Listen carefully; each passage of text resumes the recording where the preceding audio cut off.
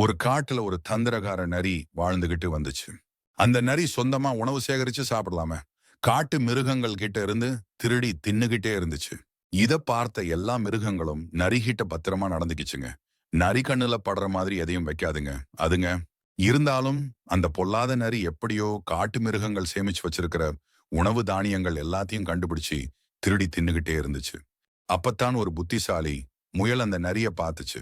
அடடா, சொந்தமா உணவு சேமிச்சு வாழ்க்கை நடத்தாம இப்படி திருடி திங்கிற நரிக்கு சரி, உடனே காட்டு பகுதியில ஒரு நல்ல இடத்துல நான் விவசாயம் பார்க்க போறேன், அதனால இந்த இடத்துல வெள்ளரி தோட்டம் போட போறேன்னு சொல்லிட்டு கொஞ்ச நேரம் வேலை செஞ்சுச்சு. கொஞ்ச நாள் கழிச்சு வெள்ளரி காய் காய்க்க ஆரம்பிச்சுச்சு.